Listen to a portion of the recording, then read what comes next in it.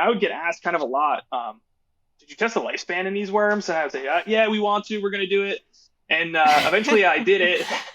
And we found that it seemed to be living longer. And I was like, well, I've never done a lifespan experiment before. I better do it a few times. It seems to be reproducible.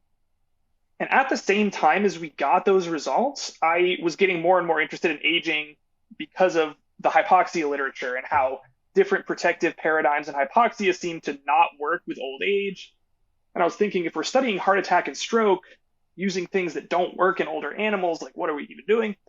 So I wanted to learn more about aging, and that's when I started talking with Matt Kaberlein, and I showed him these optogenetic results with mito-ON, and he was happy to have me come join the lab and figure out what exactly was going on in these worms. So hello and welcome to the Sheekey Science Show, where in this video I spoke with Dr. Brandon Berry, a current postdoctoral fellow at the University of Washington, where he's developing and using tools to understand the function of mitochondria and their links with disease and aging. Here we discuss these interests further and the results from his latest publication, where the tool extended worm lifespan.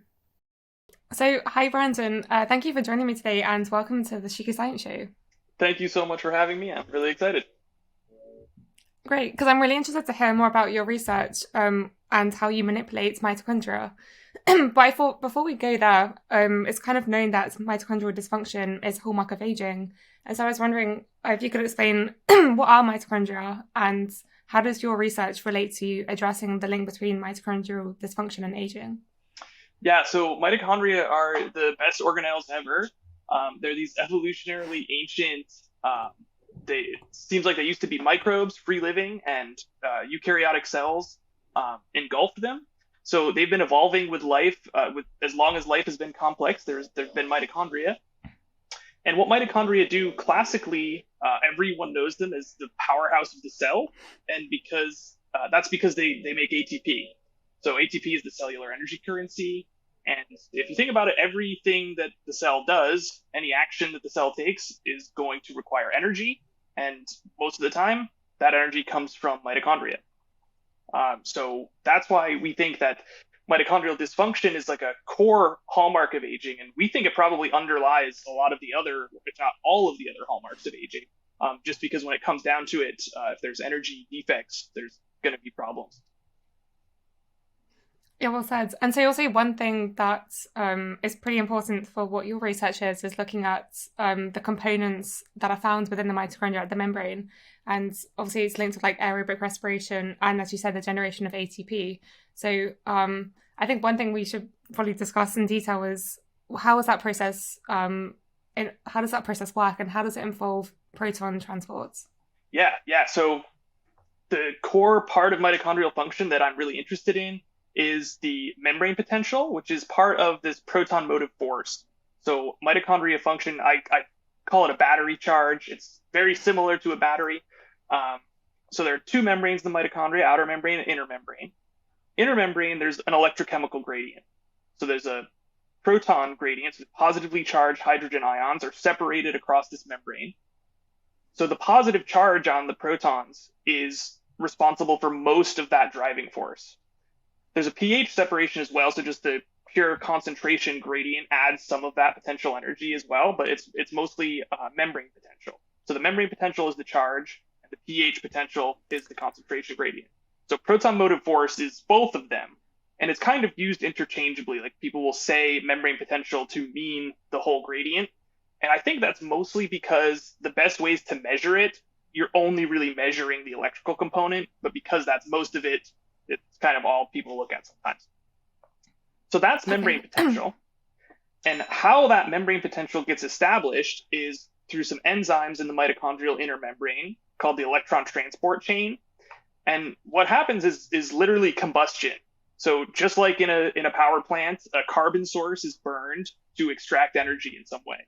So the combustion that happens in mitochondria, the carbon source is food, and the energy present is extracted through different redox reactions in the electron transport chain. And what happens when there's some energy in those redox reactions that pumps protons from inside the mitochondria to outside, and that establishes this potential gradient. There's more protons outside than inside. And that's where the membrane potential comes from. And so what the membrane potential then does is gets used to make ATP through the ATP synthase that's also in the inner membrane of mitochondria. So there's a chemical energy in food that gets converted into this electrical energy that gets converted back into a chemical energy that the cell can recognize and use.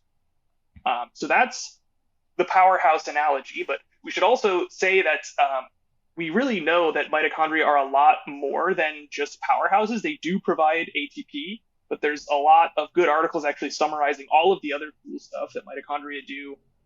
They influence lots of different things like hormone production, immunity.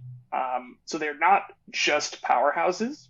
And the analogy that I like to use is like calling mitochondria a powerhouse of the cell is like calling a smartphone a calculator, where it's like, that's true, but it kind of misses the point of what they are and what they do. So yeah, that's I like to think of it. No, I like to think that's a cool way to think about it. And so you've mentioned this proton motor force and how the protons get put into the space between the membranes. But how do you actually go about measuring what that potential is, and how does that potential change with age? Yeah, so measuring it can be pretty difficult.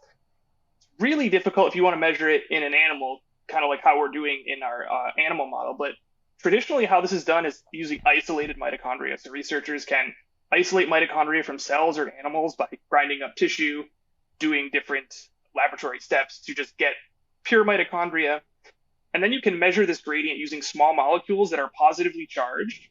So the positive charge will be attracted to the inside of mitochondria because you have positive charges outside, negative charges inside. So there are these fatty molecules that have a positive charge that will accumulate inside mitochondria. And some of them are fluorescent. You can measure the fluorescence accumulation. You can use it with electrodes. There are molecules that you can measure electric fields and determine how much the mitochondria are taking up. But then once you get into cells, it gets a little bit harder. Into whole tissues, it's a little bit harder. And then whole animals, it's really unclear what could be going on.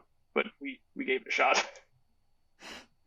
And so has there been any studies that have looked at like how this membrane potential is linked with different like diseases or like age-associated diseases?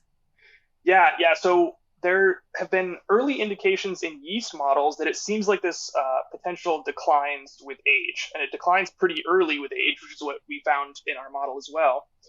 And it's known that the proton motive force is implicated in lots of different diseases. So mitochondria are involved in like any disease you can think of. There's energetic defect, and mitochondria are likely to be involved at some level.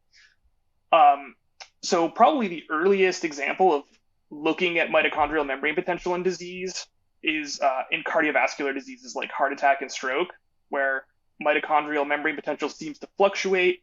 And there's lots of cool data out there. I studied this during my PhD. I did heart attack and stroke models. And part of what we wanted to do was look at how changes in mitochondrial membrane potential would influence the outcome from heart attack and stroke models. So it's one of those things that's such a fundamental process to mitochondrial function where like once you start looking at it, there are changes happening, but it's usually unclear what those changes mean or lead to. Okay. And so you sort of alluded to some of your PhD work, and obviously you've continued some of that onto your postdoc and published the paper that came out just last week. And so you describe a tool called mitochondria-ON, and this is a way to sort of manipulate or to increase this proton motor force. So I was wondering if you could give some sort of like backstory to how this all started and how you developed the tool. Yeah, so it all started at the beginning of my PhD, actually. So I was in a lab that used C. elegans, which we can talk about some reasons to use C. elegans. But the lab is led by Andrew Witovich, who is on the paper that we recently published as well. We still work pretty closely with Andrew. And when I joined the lab, he had this project. So his lab uses optogenetics to control many different aspects of mitochondrial function. And so optogenetics is this cool toolkit that is used in neuroscience a lot, where they use light-sensitive proteins to control some aspect of physiology. So usually they're light-activated channels or pumps that are in membranes, so you can control action potentials in neurons and dissect neuronal circuits.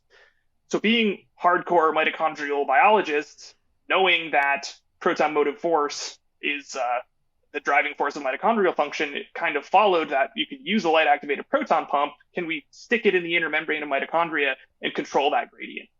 So we actually ended up doing that in both directions. So we created tools called mitochondria-ON or mito-ON and mitochondria-OFF or mito-OFF. So this is just light-activated proton pump facing in either direction.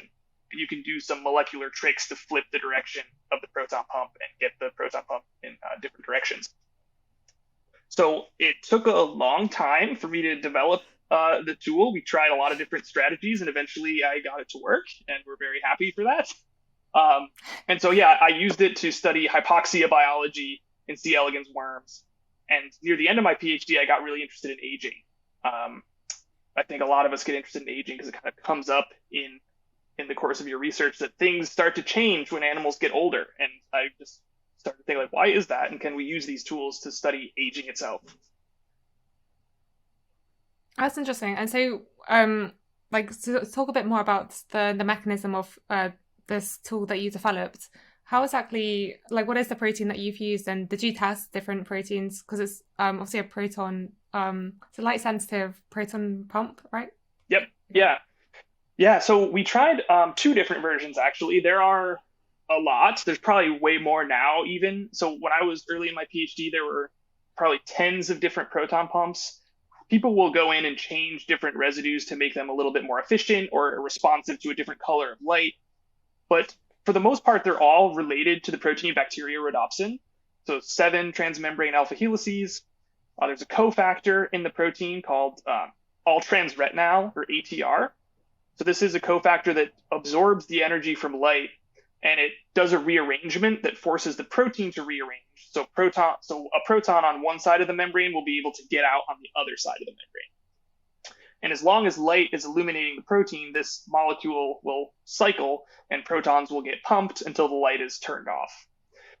So we actually used a proton pump from a eukaryotic organism, even though it's bacteriorhodopsin related, a eukaryotic microbe that uses these proton pumps to sense light and to move toward the light to do photosynthesis.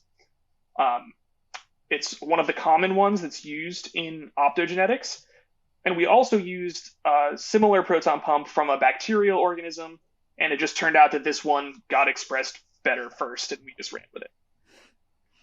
Yeah, it sounds like science. Yeah. No, that's really interesting. There's something I was going to say. So you've mentioned that it uses light to activate this proton pumping ability, or the movement of protons. But what sort of wavelength of light are you using, and do you control the wavelength of light, and does that have any consequences with heat transfer as well in these experiments?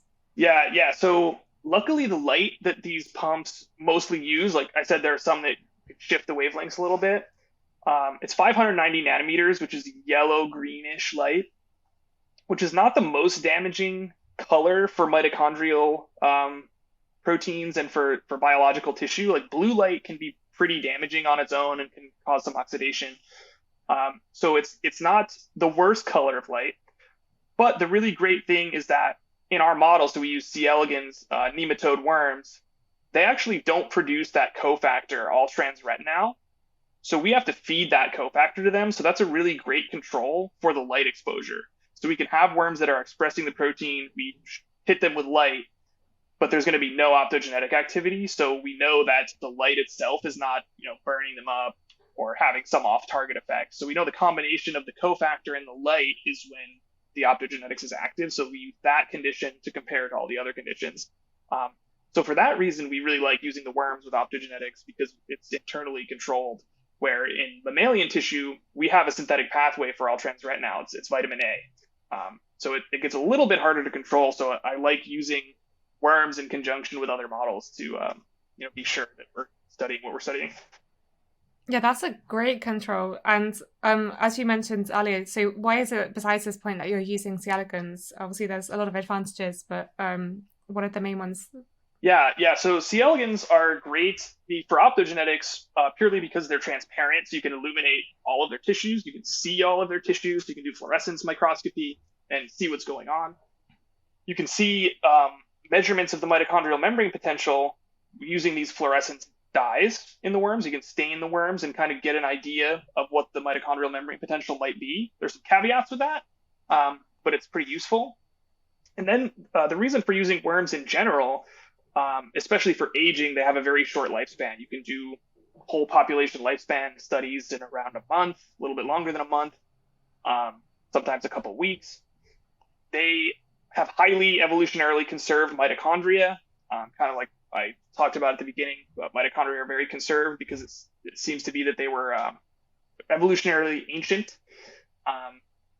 So a lot of what we actually know about mitochondria in mammals comes from studies in C. elegans early on, and a lot of what we know about aging comes from C. elegans. So I think it's a great model to nail down the fundamental biology before chasing down things in more complicated models. Exactly. And I guess one of the more recent advances with working with worms as well is the ability to sort of genetically engineer them. So I was curious, like, how did you express this mitochondrial-ON tool into the worms?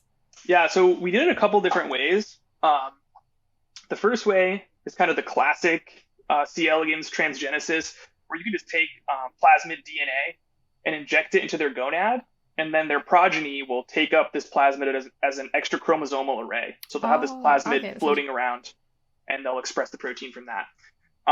That was hard to do because it turns out if you try sending a lot of this mito-ON protein to mitochondria, the worms are pretty sick. So we had to find like the Goldilocks amount of DNA to give them. At the same time, Andrew's lab was developing a CRISPR technique to, in a defined way, insert one copy of a gene in one place in the genome where we knew where it was. So we ended up doing both of those methods, and the CRISPR strain worked basically the same as the overexpression strain, so we were very happy for that. We had two different genetic backgrounds to test it in, and now we're just using the CRISPR strain because it's we know it's in the genome, and you can control the expression a little bit better. And so, I guess you are overexpressing it constitutively, or was it? I guess you can control it. Obviously, the activity at the light level, but in terms of protein expression, that was continuous. Yeah, so it's overexpressed with the extra chromosomal array because you don't really know how many copies of the array there is. And in the CRISPR strain, we know there's a single copy, and we're using an endogenous promoter, so it's expressed under the EFT3 promoter, just a random, pretty common worm promoter. And then it's also tagged with a fluorescence protein, so we can actually see that it's expressed in the worm, and we can see that it's in mitochondria in the worm. So yeah, we think the expression is pretty low to medium expression. It's not super highly expressed. Okay. And so obviously the major finding from your recent paper is that by having this activation of this mitochondrial-ON tool, you were able to extend the lifespan of the worms. So was that a surprising finding? Yes, it was very surprising. So early in my PhD, I was focused on cardiovascular stuff and hypoxia, and I would get asked kind of a lot, did you test the lifespan in these worms? And I would say, yeah, we want to, we're going to do it. And eventually I did it, and we found that it seemed to be living longer. And I was like, well, I've never done a lifespan experiment before. I better do it a few times. It seems to be reproducible. And at the same time as we got those results, I was getting more and more interested in aging because of the hypoxia literature and how different protective paradigms in hypoxia seem to not work with old age. And I was thinking, if we're studying heart attack and stroke using things that don't work in older animals, like what are we even doing? So I wanted to learn more about aging, and that's when I started talking with Matt Kaberlein, and I showed him these optogenetic results with mito-ON, and he was happy to have me come join the lab and figure out what exactly was going on in these worms.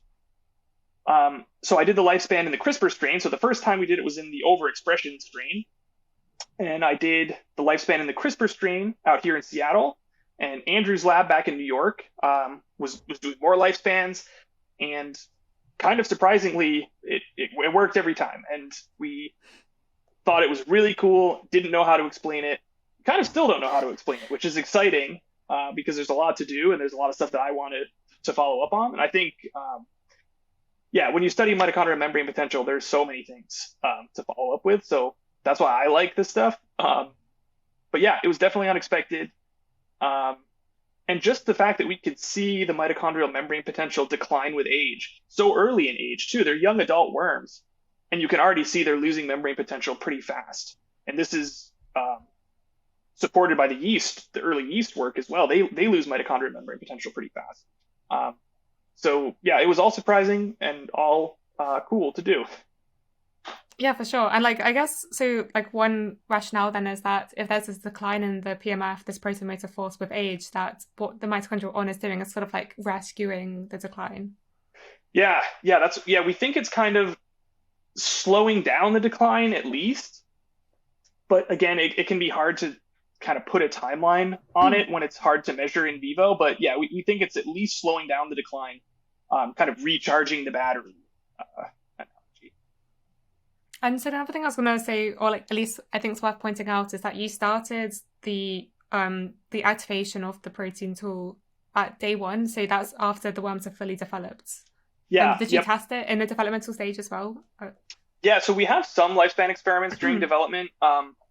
Andrew's lab is more focused on doing those experiments, and I think we have some pretty solid results so far. But I really wanted to study this during adulthood, just because even though we're using the worm model, I'm always trying to think translationally, and we can't really do anything right now during development for aging. But we could start to do something when someone is already aging. So I thought it was important to show that this is something we can do during adulthood. And I also thought that it was cool to do that because most, if not all, of the mitochondrial interventions in worms have to happen during development to extend lifespan. So you can do different things to mess around with mitochondria in worms and they'll get a long lifespan. But if you don't do that during development, they won't get the lifespan extension. So that's interesting. It's very interesting, but maybe a little bit harder to translate. So I wanted to be sure that this was something we could do during adulthood. Cool. Yeah. And I think, so another question I had was, you said at the start you developed both this mitochondrial-ON tool, but if you flip the orientation, you can also push the protons back the other way and have it like to decrease the proton motor force. Yeah. Did you test lifespan in that state? Did it decrease the, I guess, did it make the worms very sick? Yeah, so it did not make the worms very sick. The lifespan, I think, is still unclear. We haven't fully characterized it as much as we have with mito-ON. With mito-ON, like we have dozens of lifespan experiments by now, which is crazy to think about. So we haven't fully characterized it enough in the mito-OFF strain, but we do know that like they don't die instantly. They're not super sick. When I first made the strain, I thought for sure they were going to die instantly. I was like, we're going to turn off the mitochondria and they're going to just die. And they didn't. So I think that suggests that, the proton pumps are maybe not able to totally collapse membrane potential, which, makes sense because the mitochondria are still intact. They can make their own membrane potential. Also, like there's metabolic compensation. So like maybe the worms are ramping up glycolysis to make ATP. So they don't need their mitochondria. Lots to figure out with that strain as well. Yeah, no, I reckon there's like loads of interesting questions you could address with that strain. But so this has all been done with C. elegans so far. I guess one thing that I'm interested in is like, what do you think are the next steps with taking this tool further? Obviously, one thing would be interesting would be to somehow translate it to mice. But I guess there's, as you mentioned, C. elegans, these worms, they're transparent, so it's very easy to manipulate and activate the tool. Yeah, so we've actually we've got some preliminary data published in HEK cells and in mouse T cells from a couple of years ago now. So we have this expressed in HEK cells. We're working on expressing it in other cell lines. And we're actually able to show in mouse T cells, we can make the cells more active. So the idea is if you could, for immunotherapy, CAR T cell replacement therapy, if you can give mitochondria a boost in the tumor microenvironment where there's not as much oxygen, and it seems like we can make these cells persist in a tumor microenvironment for a little bit longer than they normally would. So this was our first indication that this is going to do something in mammals. And we're working on getting a mouse strain made, at least to do tissue biology. So you can expose tissue to light pretty easily. But there are pretty cool ways to expose animals to light. So this lab at University of Rochester that we collaborated with that did this T-cell project, they do this cool technique. They do a bunch of different optogenetic interventions in T cells. And I think they use a skin cancer model. And what they do is they'll attach a little LED light to the ear on a mouse, and they can, have light on both ears, but the cells in one or the other, or something like that. So yeah, we're definitely thinking about mammalian translation, and we're trying to get this mouse made. So very excited to have that in the near future, I hope. Yeah, for sure. And I think like another interesting thing, which you do some sort of tests in this paper, is like how you might be able to manipulate lifespan further by combining this approach with other known like lifespan extension techniques. So like one thing you test in this paper is the AMPK activation pathway, which is, would you like to elaborate on that? Yeah. Excuse me. So yeah, we wanted to know what is the mechanism downstream. So we're like preventing this decline in membrane potential, or giving them a boost, recharging the battery, whatever. That's signaling to something. Or, it could just be like they're making more ATP and powerhouse of the cell. That's it. I don't suspect that's it. So we wanted to test something that is kind of just adjacent to that, which the first thing you think to test is AMP kinase. So AMP kinase, kind of maybe using the smartphone analogy, this is like the low power mode notification you get. When the energy is low, AMPK comes on and tries to do something about it, can change how energy is made for the cell. So we know from my previous publications that both mito-on and mito-off can change the phosphorylation status of AMPK under certain situations.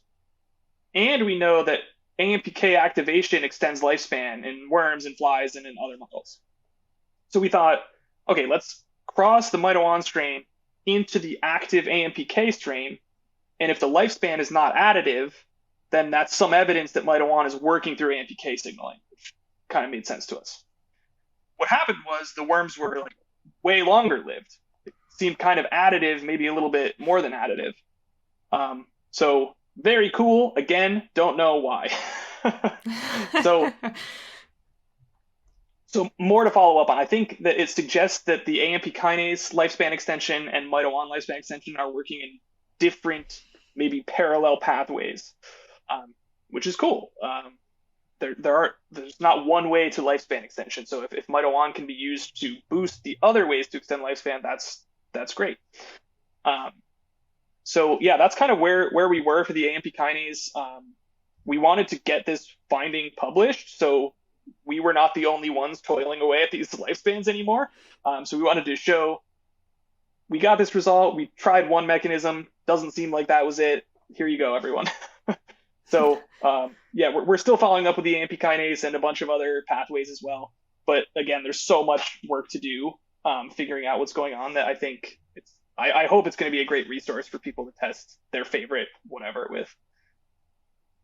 Yeah, for sure. And I think, there's like so many potential applications of it. And again, there's also, I guess, many ways you could combine it with different things like, calorie, or like the calorie restriction models, but also, there could be like whole, like I don't know actually too much about C. elegans and the extent of like CRISPR gene editing approaches, but can you do like knockdown of different like library approaches to knock down different genes?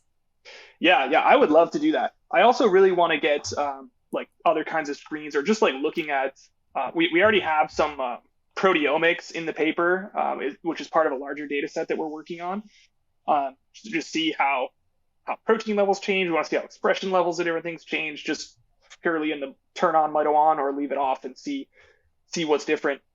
CRISPR screen sounds awesome as well. Yeah, I think it's a great way to do that. I don't know if worms would be a great place to do it, but I think cell culture would maybe be an easier and more informative place to do it, and I'd like to do that as well. But yeah, I think its promise as a screening tool is really cool, because what it does is basically makes mitochondrial membrane potential an independent variable, which before this technique is kind of impossible to do in vivo, because things are feeding into mitochondrial function and things are coming out of mitochondrial function. So if you see a change in mitochondrial membrane potential, it's like, well, is that causing something to change, or did something cause it to change? Where with these techniques, you can say, we're controlling it, and then what happens. So it's true like causal metabolism, which is going to be useful for a lot of stuff. Yeah, for sure. It's like good way to design experiments.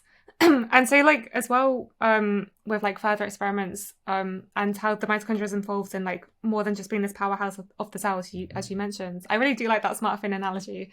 But like so the mitochondria are also tightly linked with like cell death and regulating apoptosis. Yeah. Did you see like because was there any sort of analysis on like cell death and how that was influenced in your studies? No, we haven't really looked. And I think there was a paper using a different kind of mito-off. So this was a channel, so it wasn't a specific proton pump, but it was just a cation channel that they targeted to mitochondria. So when they used blue light, it would kind of open a pore in the mitochondria, and it kind of achieves the same thing. You'll turn down the membrane potential. And they actually measured in, I'm not going to remember the cell type, but some human cell line, I think, and they showed that it actually does influence cell viability. So it's kind of interesting that in the whole animals, we didn't see more animals. I mean, more animals survived longer with mito-on, and with mito-off, there was nothing clear like 20% of the population died instantly or whatever, which is kind of what I thought might happen because of that. So, you make a pore in the mitochondrial membrane, shouldn't that trigger apoptosis? And I don't know. But yeah, so there are other versions of the off that have been published, and they did look at that. And another thing that I thought was interesting from, I think it was your 2020 paper where you do more of the tool development, was that you showed how, like, obviously the current paper suggests that having a high PMF, this proton motor force, is good for extending lifespan. But is it, in your opinion, good to always have a very high proton motor force? Or is there evidence that maybe intermittent times, because I might be remembering your 2020 paper, but there was some suggestion that it was good to have a slight depletion in the PMF so that the cell could develop some sort of like response, some stress response to stimuli. Yeah, so the disclaimer here is that most of what we know about PMF changes is from isolated mitochondria in cells. So when it starts coming into like disease and aging, the real answer is we don't really know, and that's like where the cutting edge is. But based on all of the theory from isolated experiments, having a high membrane potential all the time is probably not good. What can happen is if the mitomembrane potential is too high, it can cause a back pressure on the electron transport chain. Kind of like you have a hose flowing, you just put your thumb on the end of the hose and it's going to like cause pressure and maybe expose some leaks in the hose. And those leaks would be oxidant production from mitochondria. So oxidants have kind of been a little bit of a boogeyman in the field of aging, and now we kind of know that it's more nuanced than that. Sometimes oxidants can be pro-survival, sometimes they're damaging. But we know if the mitochondrial membrane potential is too high, they will make lots of oxidants. So what I currently think, based on lots of different literature, is that if you have a pathologically low membrane potential, your membrane potential is declining with age, then it's good to give it a bit of a recharge. I don't know if it's good to charge it up so much that you're overcharged. And I also think it depends on the health of the electron transport chain itself. So a low membrane potential could be adaptive. So I don't have any evidence for this, but just in theory, if you have damaged electron transport chain that just really wants to make damaging oxidants, the cell could respond by turning down the membrane potential to kind of say, don't make any oxidants, please. So then if you make the membrane potential higher, it could force bad things to happen. So this is the difficulty in studying mitochondrial membrane potential and trying to relate what we know in isolation to what we know in vivo. And this is what I want my lab to focus on in the future is, what do we know about mitochondria in isolation, and what can we take from that into an animal and eventually into a human? Can we achieve like true mitochondrial medicine? Because I think it's kind of surprising that we know so much about how mitochondria work. Like high schoolers are taught about how mitochondria work. And there's nothing you can do. If you go to a hospital with some condition, there's nothing you can do to directly target your mitochondrial function. Very little you can actually do. It's like, why is that? Why do we know so much, but we don't have tons of ways to treat mitochondria. And I think there are lots of promising ways, but we need to understand the fundamental biology a lot better before that's ever going to be useful. So that's where I would like to have my lab work, in that interface. Yeah, for sure. That sounds awesome. And I think, obviously you've spoken this session, like there's so many questions that we sort of fully understand. Like I teach to some extent the electron transport chain to students, and I'm like, there's so much we don't really understand yet. And they're like, they sort of like learn it for rote. But that's super interesting. And they actually brought up oxidants. Obviously, there's some literature supporting that increasing antioxidants like coenzyme Q, I believe, declines with age. There's some evidence for that. And so that is one of these sort of antioxidant molecules. And so do you think that combining that with having a boosted mito-ON might synergize? Yeah, it definitely could. I think it could be easy to test, especially in worms. It could be easy to test that. And other redox metabolites too. I mean, NAD is super hot right now in aging, and NAD is part of the process that leads to membrane potential creation. So I think all these things are kind of keystones of metabolism happening in mitochondria, and how they could add with each other will be really interesting to find out. Yeah, for sure. And so obviously besides NAD, is there any other areas in the longevity field at the moment that you think is quite interesting? Yeah, I mean, I only got into aging a few years ago, and I have learned a lot getting into this field. I am really sort of in awe of cellular senescence and how mitochondria seems like mitochondria are playing a big role in cellular senescence. But, like everything else, how are they? Well, we don't know. And maybe it's oxidants. I think maybe it's mitochondrial membrane potential. Senescent cells, their mitochondria can't seem to hold on to as much calcium. Calcium is positively charged, and calcium is loaded into mitochondria according to the membrane potential. That points toward membrane potential. So that's, my link between the hallmarks of aging. And to me, cellular senescence, it seems like, again, it's like something that's at the cutting edge of human knowledge. It's like, what are senescent cells? What is aging really? How are mitochondria involved? So I have this sort of mitochondrial bias to everything that I think of, but it opens the doors to other cool areas. So yeah, I guess my biggest interested area would be cellular senescence right now. I'm glad to hear that. Because obviously, but that already made me think of so many different things because, so one thing there's some I've not done it personally, but I know people who are trying to look at the mitochondrial metabolism and how it changes in senescence. And obviously, one of the challenges is actually being able to study mitochondria, and the tools that we developed, they're getting better, I think. Obviously, I think even applying this and inducing senescence in the car models would be super interesting. Yeah, for sure. If you could boost the PMF with that, change the decision process. Obviously, I study P53, which sort of seems to somehow decide between senescence and cell death, and obviously then that links both of them back to apoptosis and the mitochondria. So, oh man, you made me think of so many interesting things. Yeah, I mean, if you want a plasmid, let me know. I'll send it out. Well, at the moment I'm writing my thesis, but maybe when I'm back in the lab. You should just get out of there. And speaking of academia, how have you found your process? Obviously, you did your PhD and your postdoc, but do you have any tips or advice to other students? Yeah, for sure. So I, maybe this is becoming a rarer and rarer occurrence, but I had a great academic experience. Andrew was a great mentor. Matt is a great mentor. I was able to have full ownership over my project. So when developing mito-ON was an unfunded project in the lab, Andrew let me go for it, and I just was able to do what I wanted with it, which was great. And in Matt's lab, same thing. I was able to do what I wanted to do, and that's great. It's not the case a lot of times in academia that you can get that much freedom at those stages. But my advice would be, know that you really want to be doing what you're doing.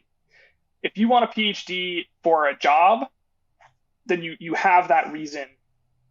if you want to do your PhD because you just love learning about the topic that you're learning about, that's a great reason. If you feel like you have to get a PhD for some reason that you don't yet understand, I would say don't do it. It's not worth it. You have to love it. If you don't love it, it will be very hard. It's very hard when you do love it. It's a lot of work, and not even in the sense that I have had and continue to have great work-life balance. Like I've figured out how to make that work for myself, but it's still, it wears on you having an unanswered question. Like doing a PhD is living with an unanswered question for 3, 4, 5, 6, 7 years. That's hard to do. The structure of academia is also hard to work with. You have to, move for your postdoc, move after your postdoc, move again, potentially. And that's hard to deal with. So yeah, my advice is know that you love what you're doing and then just go full into that passion, and that will help you get through it.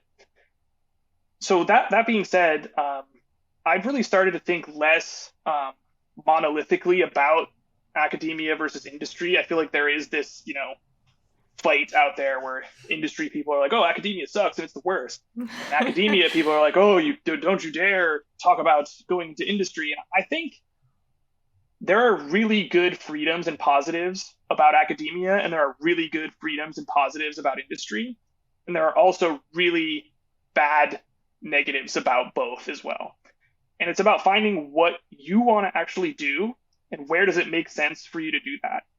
So for me, I kind of went into it thinking like, well, I did a PhD, I have to do a postdoc, and that was wrong. But it worked out for me. If it didn't work out for me, that would have been bad. So I'm thankful that it did work out. So I would say before you make those kind of decisions, just know what you want to do and talk to people and see where can you realistically do what you want to do, and then do that. And that's a better way to find your path. Yeah, no, I think that's good advice. And the other thing, because obviously I'm very impressed with like how you sort of have this like very logical approach with your studies and how you had a finding and this makes you think of this and then you do that. And like definitely like sort of just basic sort of tips as like dealing with experimental design or like how you go about approaching your research questions. Yeah, so for experimental design, it's been a long process to learn how to do that. That's part of doing a PhD and still in the postdoc too, is learning how to do that. Andrew can take some credit for teaching me that. I'll say early in my PhD, I wanted to do everything. I still want to do everything. I talk about how cool it is to do everything. And he would say, Brandon, just do this experiment. Stop all of this and just do the experiment. And then once I did that, I was like, oh my gosh, it worked. And now the next step is clear. So part of the advice that I can pass on is, if you have a good experiment, just do it and then decide what to do next. Yeah, no, I definitely could have learned that faster than I did. Yeah, for sure. And so just to sort of wrap up, are there any sort of like, besides like obviously the research that you're doing, any sort of like interesting like areas that you're excited to see develop in the next couple of years? Yeah, so I would really like to see more people incorporating our optogenetic tools, because I think it's a way to kind of take mitochondria out of the equation, where we're so often, like so many people are interested in mitochondria now, and metabolism in general. And I think it's a great toolkit to just say, okay, we're going to make this an independent variable so we can kind of remove it from the equation. So again, in cellular senescence, I'm learning more about how to study cellular senescence in different small ways. And I'm really excited to see how combining metabolic approaches like this with cellular senescence research, where that's going to go. And other areas that I think are really interesting in development. I think there's a lot of imaging approaches that are just so cool, and it's changing very rapidly. I think Brian Glancy's lab at the NIH has some awesome tools to look at mitochondria in vivo or in situ, and just seeing how in a very short period of time we went from seeing mitochondria as discrete objects in the microscope to now we can see the inner membrane and the cristae and what it all looks like. and we can see that the cristae have different membrane potentials in different areas, and how it looks in muscles versus liver versus brain. And I think the imaging is just progressing so fast. I'm really excited to see where that's going to go. Like, is it going to plateau? Is it going to get even better? Yeah, very exciting. I mean, actually, I was going to ask you about like using microscopy to look at the localization of the mitochondria-ON protein, because obviously I know the cristae is very it's highly structured, compartmentalized in terms of the ATP synthase. So they form these dimers, and they sort of seem to be at the tips, I believe. And then I guess we always see this like linear pathway, but actually they're kind of clustered together. And so I guess, have you looked at any images to see where exactly the mitochondrial-ON protein is getting inserted? So no, we haven't looked directly, but we know pretty likely where mito-ON is likely to be, because how I got the mito-ON, the proton pump, targeted to mitochondria. So there are a whole bunch of different mitochondrial targeting sequences, so like protein sequences that you can just clone on to the beginning of your favorite protein, and it'll send it into mitochondria. We had to go through a few different ones to actually get it to work. And the piece of the protein that we got to work is from the IMMT1 protein. It's IMMT1 in humans. And it is part of the cristae junction organizing complex. So we think that mito-ON is predominantly at cristae junctions because of that piece of protein. We don't really know. It could be all over, because that leader sequence might not be enough. But so we think it's at cristae junctions, which is probably right next to ATP synthases, which maybe would make it work a little bit better. Okay. Yeah. That's interesting. Yeah, I think that'd be super interesting to look into. Yeah, for sure.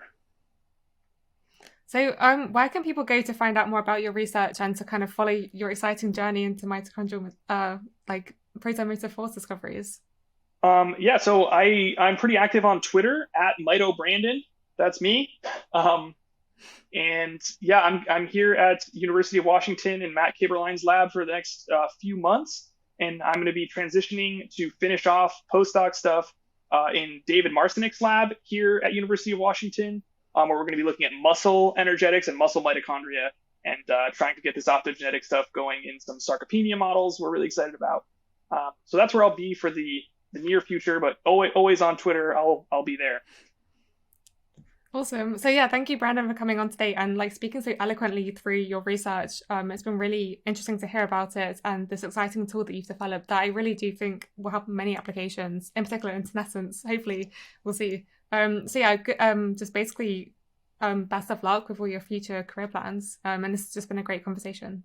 Thank you so much. Thank you. That's a great compliment, and thank you for having me. This is awesome. I'm very happy to have been on, and yeah, good luck to you as well finishing off. Thank you. So I hope you've learned something in this video. Thank you to my Patreon supporters, and thank you for listening.